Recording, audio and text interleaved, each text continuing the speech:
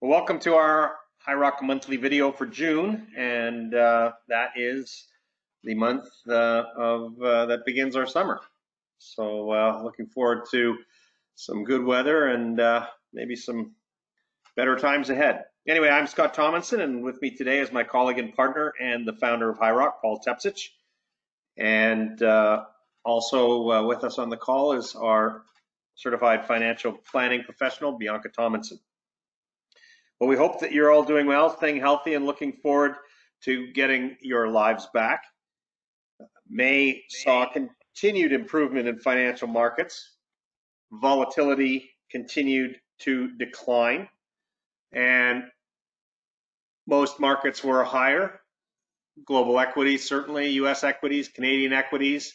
Canadian REITs were ever so slightly higher. Canadian bonds were pretty flat, and Canadian preferreds were flat to ever so slightly lower. So a reasonably good month in general for financial markets in May. Paul, any comments? No, the trend continues. I mean, it was obviously a bit more abated in the last couple days here, the first few days of June. It's obviously continued at a rampant pace, but we'll get into valuations in a little bit, I think, right, Scott? Yep, absolutely. Just looking at the year to date, we can see still after all the volatility in March, markets are not quite back to where they were. They're closing in on it. U.S. equities, as of yesterday, down about 5%, but Canadian bonds certainly leading. Now, these aren't total returns. These are just on a price basis, so keep that in mind. The one thing that is noticeable, though, are the fact that Canadian preferred shares and Canadian REITs are still down. Preferred's down almost 20%, REITs down more than 20% year to date. So obviously having those in a portfolio is not representative of good balance. We've talked about that before. Paul, Canadian dollar, you were pointing out to me yesterday that certainly it is improving and strengthening as equity markets have improved. The U.S. dollar has weakened, and I guess that's just part of the what they classify as the risk on trade, whereas when it was risk off, people tend to gravitate toward the U.S. dollar, and the U.S. dollar gets stronger. And that, because we own U.S. dollar assets in our portfolios, it certainly helps to mitigate any downside that we were experiencing in March as the U.S. dollar appreciated. Any comments there? Yeah, I think the Canadian dollar strength is exactly for that reason. It's really accelerated the past week, as you can see in the chart. And I think some of that is on the back of what's happened with commodity-based currencies like the New Zealand dollar, Aussie dollar, Canadian dollar. But it's generally, I'd say, a broad sell-off in the U.S. dollar against all other currencies. So the euro is up, everything's up. The Canadian dollar as well, as I said, benefits from not just the commodity space, but specifically in oil. There is still some correlation between the price of oil and oil is holding in quite well now, up around $36, $37 a barrel on WTI. So that's helped the Canadian dollar as well. Now, the Canadian dollar, our clients know, is we have roughly about 15% of our assets priced either sitting in U.S. dollars or in U.S. dollar securities. So on the month of May, that the Canadian dollar strengthened, that costs about 0.2% of our return. But again, this is it's a passive hedge on our portfolio. We think the Canadian dollar at this level is somewhat overvalued. So we will continue to look for spots to add some U.S. dollars. And speaking of portfolios, Paul, any major changes? We have started moving to being a little bit more defensive since we did some purchasing in March, especially in the global equity portfolio. We've actually started to sell a little bit off of the global equity portfolio as things got expensive. Anything else you want to bring up? Yeah, we did do a couple trades recently. Again, in March, we had bought some Canadian bank stocks. We sold one BMO a while ago, and then last week we sold our Commerce and Royal Bank positions. They did strengthen up a little bit after, along with U.S. banks 2 days ago, as the U.S. yield curve and the Canadian yield curve had steepened, which is typically good for banks. Nonetheless, the reporting season showed that these banks, both in Canada and the U.S., the provisions for credit losses were skyrocketing. And I think that's really going to be problematic moving forward. And coming from a credit background, we're going to see a wave of defaults, both in the private sector and in the public company sector. So that's going to hurt the banks, and the banks are very economic sensitive. So the other positions that we altered were, well, just 2 days ago, I think, so really in June, but we added to our position in one preferred share, Bell Canada preferred share. It's yielding, well, IRR yield is almost 8% where we bought it. That is grossly cheap versus where the investment grade bonds are trading, which is something I track every month on a macro Excel file. The other thing we did do 2 weeks ago and started, and then we added to it, was we bought a very small, well, we bought a small position. I wish it was bigger, but we bought an oil and gas, well, it's really an oil company, both in Canada and the U.S., called Baytex Energy. It's a company I know well. Our private clients don't own the bonds, but some of our high yield mandates do. So we bought this stock at a net price of about 38 cents a share, and it quickly ran up. And yesterday we sold half of it at 67, and look to reload. I'm getting a vision here that we saw this in 2016, Scott, when oil WTI got down to $25 a barrel. All these probably around the globe, but certainly North American companies that I track, they shut in or cut production, they cut operating expenses, capital expenses, and you go from an oversupplied oil situation to undersupplied very quickly. So I think the price of oil could skyrocket here, and we want to have some really torquey exposure to it. And again, we're not going to have a huge weight, but we won't need a big weight if we're right. So we will look to add to that position. We might actually add one or two other ones as well. So those were kind of the three changes, the recent changes, and some of them were in June, as I mentioned. Excellent. Thank you for the update. As people look at their portfolios and notice their performance, this is just a client with a standard 60-40 mix, 60% equity. You can see that we were able to mitigate significant downside to the portfolio through March, and as a result, the portfolio has snapped back rather quickly. And this is performance as a couple of days ago. This performance has even improved as we've moved further into June. But the key here is that by being able to mitigate that downside, we've actually returned to a quicker rate of growth for our 60% equity type portfolios. So just to highlight a little bit of how this mitigating the downside helps on the upside when we get back to growth in markets. And then we have our more conservative 40% equity portfolios that never really, again, saw a significant downside, but they're actually now trending positive on the year. So again, that's just another snapshot of how things have progressed over the course of time. So anybody who's been afraid to look at their portfolios may want to actually take a peek back in and see how it's all done.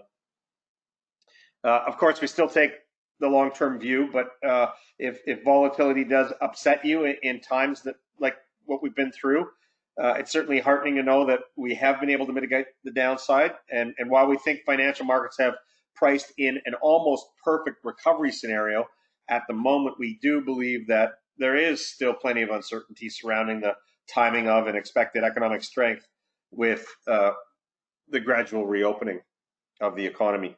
So what are we worrying about now? Well, still, we worry about what's going on with the coronavirus pandemic. We certainly can see that there are still some countries that have significant new cases and have had some issues controlling those cases. So that's something that worries us. Obviously, we're worried about a second wave as well, and certainly keeping an eye on how that's impacting us. Canada, of course, it's been very regional with the bulk of cases in Ontario and Quebec. And of course, most of those cases are centered in the major centers like Toronto and Montreal. Interestingly, BC's case load is very low. So their economic recovery is happening more quickly than perhaps Ontario and Quebec. And we are obviously keeping an eye on those as well. Paul, any comments on this at all? No, we've all turned into armchair epidemiologists, I guess, but we do have to keep an eye on it and pay attention to it for sure. Yeah. So what's happening with economic growth? Well, we know that in the United States and in Canada, for that matter, we're expecting pretty significant numbers to the downside for the second quarter. Already, data that's come in is providing estimates somewhere in the vicinity of 40 to 50% lower for the U.S. economy, maybe slightly less for the Canadian economy. But when we look at the longer term situation, the Congressional Budget Office, which is a nonpartisan group, has projected that even growth going out past 2021, the end of 2021, will not get us back to where we were at the end of 2019. So the recovery is going to take some time. Now, this is more of a check mark type of recovery. If you recall, we've been talking and following what David Rosenberg's been talking about, and he's looking for more of a W. So I think his expectation is that sometime in the fourth quarter, we may see a second wave, or the fact that economies just aren't recovering as quickly because all of the stimulus that's been pumped into the economies is front end loaded. And that will create some initial demand from consumers. But once the economy, as we roll out the economy and it doesn't recover to the same with the same impact, we could see another bit of a downturn. And that means unemployment not changing. That means the consumer being less confident. That means business spending being checked, and a lot of things that will hold the economy back. So these are things that we're quite concerned about and certainly being cautious about as we make our investment decisions for our clients and ourselves as we move forward. Again, the economy is going to impact earnings. And as we look out again, earnings for the S&P 500 are not even expected to get close to where they were back in even in the end of 2018 for quite some time. And yet we see stock markets, U.S. equity markets, global equity markets, even Canadian equity markets at levels where they're trending between +5 and -5%, but that doesn't really take into consideration some of the fundamentals, the underlying fundamentals, as Paul was mentioning earlier. So there's a lot of hope being built in to what we would say are current equity prices, and that makes us a little nervous. We think that makes current equity prices pushing perfection, and we just don't see that. Paul, any comment on that? Yeah, one thing I would add maybe on the previous chart is that don't forget our view, and I think it was correct, was that the U.S. economy was growing at roughly 2% growth rate on GDP before COVID-19. So it was highly likely the U.S. economy was going to go into recession anyway. So getting back to a 2% level really is not a stellar outcome in my opinion. And the stock market doing what it's doing now, these valuations, is it's all just being driven by this FOMO trade, the fear of missing out, and the stimulus, both fiscal and monetary. That the fiscal stimulus alone of roughly $3 trillion is stunning, and has put some people in even better positions than they were on a personal financial position. So I really just think that folks are getting as crazy as they were back in Jan-Feb of 2020. And we will have to be extremely cautious in here. And as you can see by this chart in front of us right now, boy, it moves quickly, and it can continue moving quickly. Well, and the added expensiveness of equities just gives them a higher risk profile, and it really is risk that we're not comfortable with. And as everybody knows, as all our clients know, we manage risk first for all of our client portfolios in the same manner that we want to manage the risk for our own portfolio. So if there are clients who are listening and out there, and you want to take a different risk profile, we highly recommend that you get in touch with us so that we can have that conversation, because Paul and I and Bianca, for that matter, are comfortable with the risk profiles that we've structured for ourselves and for the majority of our clients. But if there are clients out there who want to have a different risk profile, we've actually had some clients reduce their risk profile over the last couple of weeks. But there may be some clients out there who want to increase their risk profile. So those are conversations we're happy to have on an individual basis, and you should take advantage of getting in touch with us if you want to have that conversation. And just anecdotally, Scott, I have quite a few friends, and some are clients that you put in that bucket that want to reduce risk. One even said go to 100% cash. I have another friend that's not a client yet that's gone to 100% cash 2 weeks ago. And the other side, I was just yesterday having a conversation with an old boss of mine at Merrill who thinks the S&P is going to 4,000 by the end of the year. It's at 3,100 today. And he just said, it's going to do so because of the acronym TINA. There is no alternative. 10-year yields are at 75 basis points. Hard to make a living. Although if you look at it on a total return basis, they've done extremely well, much better than equities. However, if that's what drives the S&P 500 to 4,000, that's a dangerous proposition. It's a lot of hope and a prayer. It is not based on fundamental earnings. And stocks, bonds, all investments have create an internal rate of return that is based on cash flows, expected cash flows in the future, and you can discount them back to today and come up with a valuation. That math today just does not make sense. So protecting our capital against a March type event, again, will be number one, goal number one. But goal number two, and a close second, is to continue to be invested somewhat and participate, but also find positions that we can put on investments that are not correlated to the overall equity markets. And we do have some of those. We're constantly searching for them. And we will continue to do so. And as we mentioned earlier, we are worried about indebtedness of governments, of corporations, of households, and exactly where the future demand for goods and services will come from as corporate earnings and personal income drop when bailout money dries up. Well, we are, however, hopeful for the future, even though cautiously so, and certainly over a longer period of time.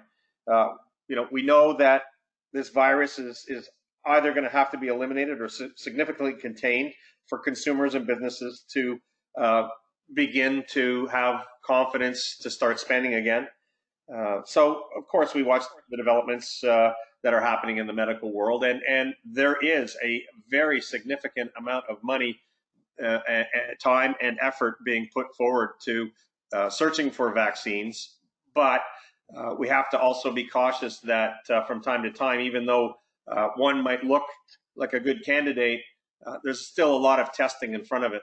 And we have to be very patient to make sure that all of that testing that comes is in fact going to lead to something positive and constructive.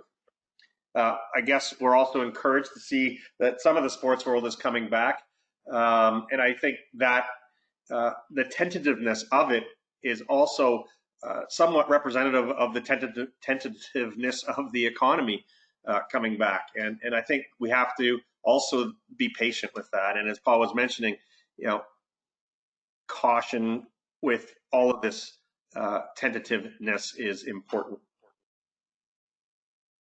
Paul, any other comments? Nope, you covered it. All right.